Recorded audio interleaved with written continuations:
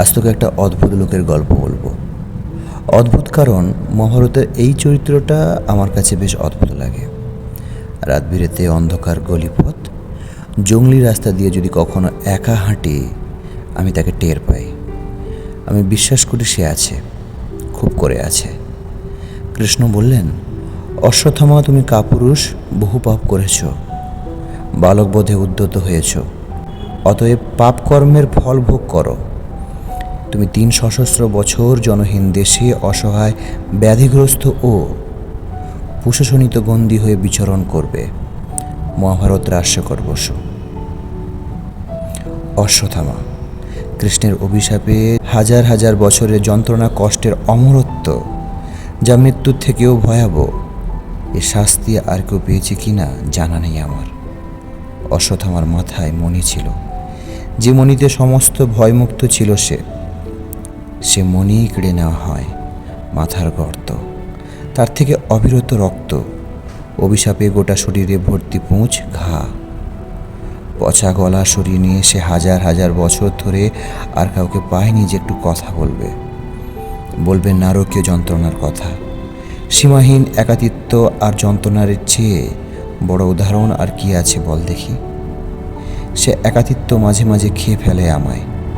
অশ্বত্থামার হাজার বছরের একা একা যন্ত্রণা দুম করে আমাকে গিলে নেয়।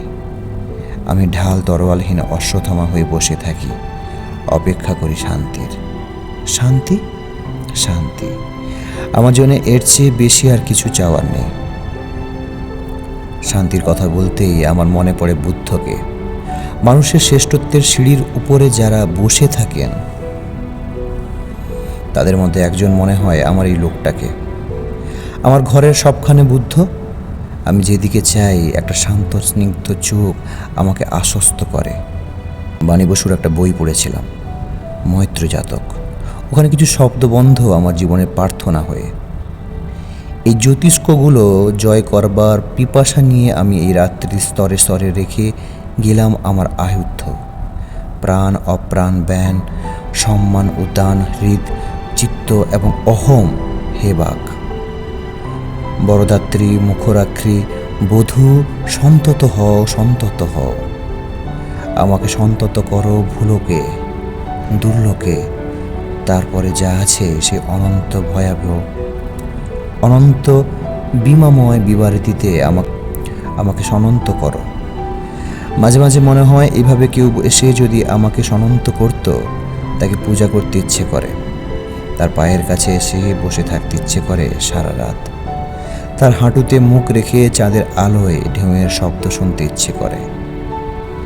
আমার মাঝে মাঝে মনে হয় কি জানিস, কখন এক পড়ন্ত বিকেলে হয়তো বুদ্ধ পৌঁছাবেন কোনো এক অখ্যাত গায়ে, যে গায়ে সবার রোগ ব্যাধি জরা। কারণ খুঁজতে খুঁজতে বুদ্ধ জানতে পারবেন কোনো কারোর উপস্থিতি সে গায়ের সর্বনাশ ডেকে এনেছে। গায়ের লোকে জানে না, কেউ কেউ হয়তো তার পায়ের শব্দ শুনেছে, কেউ বা তার গায়ে রক্ত পচা পুঁজের তীব্র খারাপ গন্ধে বমি করে অসুস্থ হয়েছে। কেউ হয়তো দেখেছে সে ভয়ঙ্কর শরীর দেখার পর বেঁচে নেই বা পাগল হয়ে গেছে। বুদ্ধ তার অপেক্ষায় জঙ্গলে থাকবেন ধ্যানরত, অকুত ভয়। তিনি তো ঈশ্বর, মৃত্যুভয়হীন, তাই তিনি এগিয়ে যাবেন সবার হয়ে। বুদ্ধকে ভাবলে আমার কান না পায়। আমি তোর কপালে বুদ্ধের মতন গোল গোল আলোর বল দেখতে পাই। ওতে আঙ্গুল দিলে আমার শীত, গ্রীষ্ম, বর্ষা এক হয়ে যায়। আমাকে তোর কপাল ছুঁতে দিবি? কি রে, দিবি না? যাই হোক, গায়ের সে গভীরতম জঙ্গলে ধ্যানরত বুদ্ধ অবশেষে আসবে, সে অশ্বত্থামা, যার জন্য গ্রামের ওই করুণ দশা।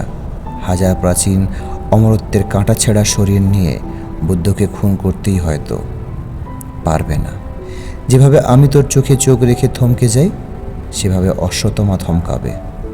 বুদ্ধের শান্ত গভীর চোখের সামনে নতজানু হবে সে, কাঁদবে অবাধ আসলে এসে। স্বীকার করবে অশ্বত্থামা তার সমস্ত পাপ তাপ, জরা ব্যাধির যন্ত্রণা। তারপর মুক্তি কি? আমি লুকিয়ে লুকিয়ে তোর চোখের দিকে তাকিয়ে থাকি হ্যাংলার মতন। উত্তর খুঁজি সে মুক্তির। মুক্তি কী সব ডিলিফ্লেশন ব্যাপার স্যাপার। আমাদের সারা জীবন কেটে গেল এইসব ডেলিফ্লেশনে, তাই না? উত্তর আসবে না। তুইও আসবি না আমি জানি। আর এভাবে ঠিক মৃত্যুর ঘণ্টা বাজতে থাকবে দূর থেকে, আমার ঠিক কানে আসবে। এবার যে সময় হয়েছে